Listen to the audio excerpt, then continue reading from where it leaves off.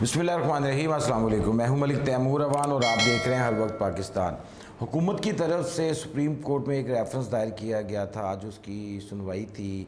क्या बना उस समाअत में, और बार कौंसिल की जो जलसे रोकने के हवाले से भी पटिशन जो सुप्रीम कोर्ट में थी, जिसकी आज समाअत हो रही थी, उसके ऊपर भी बड़े रिमार्क्स आए हैं। और अटारनी जनरल ऑफ पाकिस्तान ने बड़े वो शरबा इंकशाफात किए हैं जो ज़ाहिर हुकूमती नुमाइंदे आमतौर पर करते नज़र नहीं आते। आज ये तमाम ख़बरें जो हैं वो हमारे प्रोग्राम में शामिल हैं। सुप्रीम कोर्ट बार एसोसिएशन की तरफ से जो पटिशन सुप्रीम कोर्ट में दायर की गई थी 19 मार्च को, उसकी समाअत जो है वो आज के लिए मुलतवी हुई थी। आज इसकी सुप्रीम कोर्ट में दोबारा समाअत हुई है, जिसको 2 रुकनी bench chief justice of Pakistan अता बंदयाल और जस्टिस मुनीब अख्तर जो हैं, ये 2 रुकनी बेंच की सूरत में इसको सुन रहे थे। इस हवाले से आज जो कार्रवाई हुई है सारी, उसमें नोटिस इशू किए गए थे अपोजिशन रहनुमाओं को भी, जिसमें मौलाना फजल रहमान JUI फे से, पीपल्स पार्टी के बिलावल भुट्टो जरदारी, मुस्लिम लीग नून से शहबाज शरीफ और BNP की तरफ से अता मैंगल जो हैं वो पेश हुए। हुकूमत की तरफ से अटॉर्नी जनरल पेश हुए हैं, IG पंजाब भी इस केस में पेश हुए हैं। इसके साथ एक अपडेट अभी एक ख़बर आई है जो आपसे पहले शेयर करते हैं, फिर इस सारी कार्रवाई का हवाला आपको मैं बताता हूँ। इतलात के मुताबिक, ख़बरों के मुताबिक, जो इस्लामाबाद की इंतज़ामिया है उसने वफाकी हुकूमत की जो दरख्वास्त थी जलसा करने के हवाले से D चौक पर, उसको जो है वो रद्द कर दिया है। और पोजीशन और दोनों जो हुकूमत दोनों को इस पर पाबंद कर दिया है कि D चौक जो है, चूँकि वो रेड जोन एरिया है और इस्लामाबाद में इस टाइम दफ़ा 144 नाफिद है, और इसके तहत जो है वो अभी इस रेड जोन के मुकाम पर जलसा नहीं हो सकता। लिहाजा फ़िलहाल जो ख़बरें हैं उसके मुताबिक D चौक का जलसा जो है वो अभी शायद उस जगह पर ना हो सके। और ख़बरों के मुताबिक कुछ सहाफ़ियों का ये दावा है कि कल वज़ीर-ए-आज़म इमरान खान पहले ये तय कर चुके थे कि अवाम की तादाद बहुत ज़्यादा होगी और इस जलसे को जो है वो परेड ग्राउंड या किसी और जगह पर भी मुंतकिल किया जा सकता है। दूसरी तरफ अपोजिशन के हवाले से अभी कोई मौक़िफ़ सामने नहीं आया। उन गो के बाकी पार्टियों की तरफ से अपने वर्कर्स को शेड्यूल जारी कर दिया गया है कि वो किस सूरत हाल में किस तरह मूव करेंगे और किन किन शहरों में स्टे करेंगे। फ़िलहाल 25 तारीख मार्च को जो इजलास की कार्रवाई है उसका नोटिफिकेशन हो गया है कल, और अब अदम एतमाद के हवाले से तहरीक जो है वो पेश होनी है, उस पर कार्रवाई शुरू होनी है। उसका अहवाल जो है वो फिर मैं आपको किसी और प्रोग्राम में बयान करता हूँ। आज सुप्रीम कोर्ट में जब ये कार्रवाई शुरू हुई तो अटारनी जनरल ऑफ पाकिस्तान जो हैं उनकी तरफ से जो बयानात सामने आए हैं वो बड़े काबिल गौर थे। उन्होंने सिंध हाउस पर हमले की मजम्मत की है और बताया कि इस हवाले से प्रॉपर कानूनी कार्रवाई होगी। मुतलकीन जो हैं वो उस फोरम के ऊपर अपनी कार्रवाई के लिए दरख्वास्त दे सकते हैं। दूसरा, उन्होंने बड़ा कैटेगोरली कुछ चीज़ों का एतराफ़ भी किया है, वो भी मैं आपसे शेयर करता हूँ।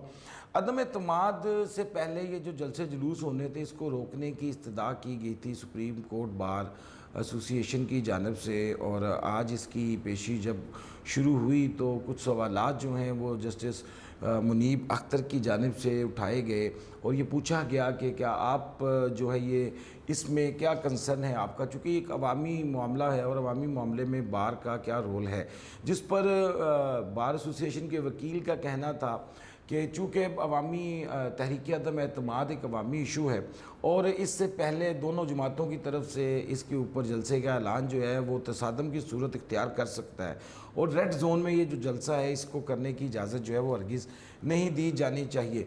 हुकूमत ने जो चीफ जस्टिस जो बेंच है सुप्रीम कोर्ट का, उसने मुख्तलिफ रिमार्क्स दिए हैं जो दोनों तरफ से, कि दोनों पार्टियों अपोजिशन या हुकूमत दोनों के लिए कोई इतने ख़ास फ़ायदेमंद नहीं थे। इस हवाले से दावे किए जा रहे हैं दोनों तरफों से कि ये हमारे हक़ में था या फलाने में हक़ में था। इसकी तफसील भी कुछ जो आई है वो अटॉर्नी जनरल के बयान से ही शुरू करते हैं।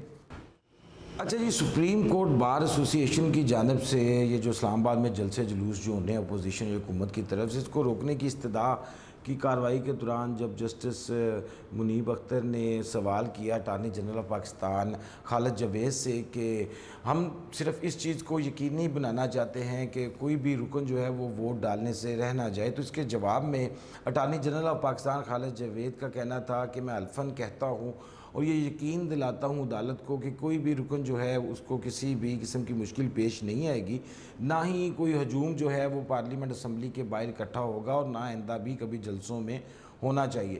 اس حوالے سے اٹارنی جنرل آف پاکستان کا ایک اور بیان جو ہے وہ بڑا قابل غور ہے کہ انہوں نے سندھ ہاؤس پر حملے کی مذمت کی ہے، اور اس حوالے سے ان کا کہنا تھا کہ یہ نہیں ہونا چاہیے تھا، اور آئندہ بھی ایسا تدارک جو ہے وہ کرنا چاہیے، جو متعلقہ لوگ ہیں ان کو سخت سزائیں ملیں گی۔ اور سپریم کورٹ کو یہ بھی یقین دہانی کہ انہوں نے کروائی ہے کہ ایسا کوئی بھی قانونی شک نہیں ہے جس کے تحت یہ جو رکن محرف رکن ہیں، جو پی ٹی آئی حکومتی رکن یا کوئی بھی رکن، اس کو کسی بھی اسمبلی کارروائی کے دوران ووٹ ڈالنے سے روکا جا سکے۔ ان کے کہنے کے مطابق پولیس اور متعلقہ جو محکمے ہیں ان کو یہ انسٹرکشنز دے دی گئی ہیں کہ اس بات کو یقینی بنایا جائے کہ اسلام آباد کے باہر جو اسمبلی ہے اس کے باہر جو ہے وہ کسی قسم کا کوئی ہجوم، جلسہ یا گیدرنگ جو ہے وہ اکٹھی نہ ہو سکے، تاکہ ووٹ جو ہے وہ آسانی سے کاسٹ کیا جا سکے۔ انہوں نے پارٹی جو ہے ان سے بھی گزارش کی ہے کہ سب پارٹیوں سے، حکومت سے بھی، اپوزیشن سے بھی، کہ آپ جتھوں کی سیاست نہ کریں۔ اور وہ مخاطب کس سے تھے برحال یہ معلوم نہیں، لیکن ان کا کہنا تھا کہ سائستہ زبان جو ہے وہ استعمال کرنی چاہیے، اختلاف رائے بھی جو ہے وہ مہذب انداز میں ہونا چاہیے۔ اس پر چیف جسٹس عطا بندیال کا کہنا تھا کہ جو سیاست ہے اس کو اسی پیرائے میں ہی رکھنا چاہیے۔ اب اس کیس کے حوالے سے بھی پروگرام ریکارڈ کرتے وقت تک کی سماعت جاری تھی۔ اب اس بارے میں کیا آتا ہے، کیا حکومت جلسہ کر پاتی ہے یا نہیں، اور کیا انہیں اپوزیشن کا بھی اس طرح کی کوئی پابندیوں کا سامنا ہوتا ہے۔ دوسری طرف آج سپریم کورٹ میں 7 صفحات پر مشتمل حکومت کی طرف سے ایک صدارتی ریفرنس فائل کیا گیا، جس میں بنیادی طور پر 4 سوالات جو ہیں ان پر رائے مانگی گئی ہے۔ 63A کا جو قانون ہے، جو منحرف اراکین کے خلاف کارروائی کا ایک واحد قانون ہے، اس کے حوالے سے تشریح ریکوائرڈ ہے حکومت کو، اور یہ عدالت سے یہ مطالبہ کیا گیا ہے درخواست کے ذریعے کہ آپ اس پر ہماری رہنمائی کریں۔ جو بیسک 4 سوال ہیں اس میں 63A کی تشریح جو ہے اس کو واضح کرنے کے حوالے سے پوچھا گیا ہے، کیا اس جو ووٹ ڈلیں گے وہ ووٹ شمار ہوتے ہیں یا نہیں ہوں گے۔ دوسرا، جب پارٹی پالیسی کے خلاف ووٹ دینے کا ارادہ ظاہر کر دیا جائے تو کیا ایسے رکن کو ووٹ ڈالنے سے روکا جا سکتا ہے۔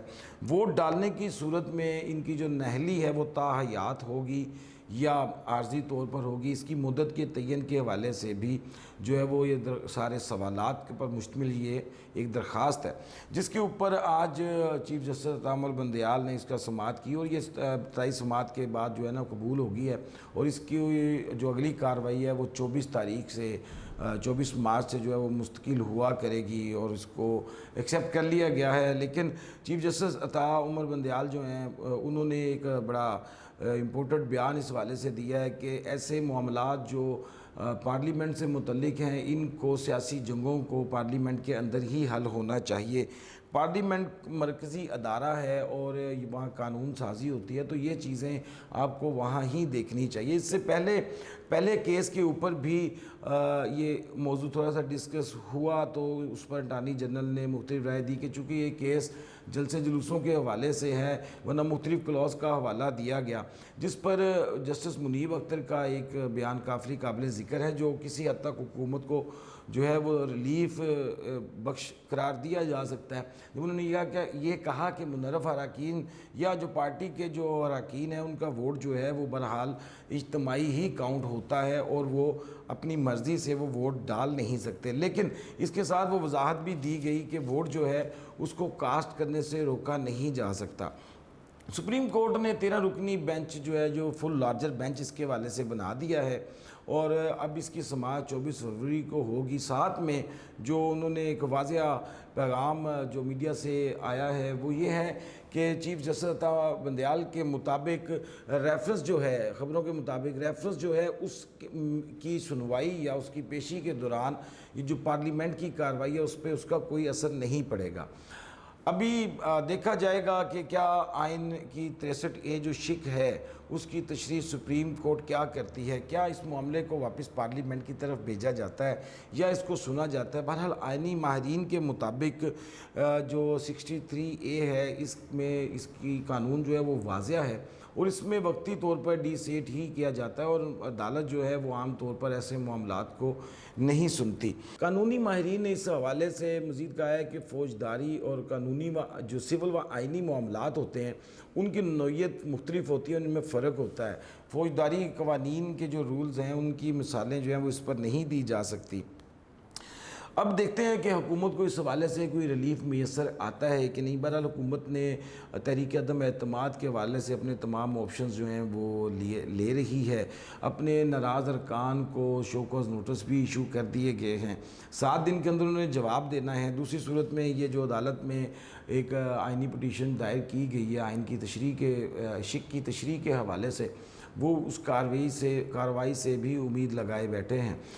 لیکن اگر دوسرے سائٹ پر جو انہوں نے شو کوز نوٹس ایشو کیے ہیں 14 ارکان پر، تو یہ سادہ اکثریت جب اگر یہ جواب نہیں دیتے یا پیش نہیں ہوتے تو ان کے خلاف ایک کارروائی عمل میں لائی جائے گی۔ تو اس صورت میں بظاہر تو ایسے ہی نظر آتا ہے کہ جیسے حکومت اپنی اکثریت جو ہے وہ کھو چکی ہے۔ اب یہ جلسے ہوں گے یا نہیں ہوں گے یہ فیصلہ بھی امید ہے کہ عدالت سے ہی واضح انسٹرکشن آ جائے گی۔ فی الحال ضلع حکومت نے جو ابھی تک ان جلسوں کو ڈی چوک پر نہ کرنے کا جو حکم وہ صادر کیا اور اجازت نامہ جو ہے وہ نہیں دیا۔ اب دیکھتے ہیں کہ اس حوالے سے مزید اپڈیٹس کیا آتی ہیں۔ اپنا خیال رکھیے گا۔ آج کے پروگرام میں اتنا ہی۔ چینل کو سبسکرائب ضرور کیجیے۔ اللہ حافظ۔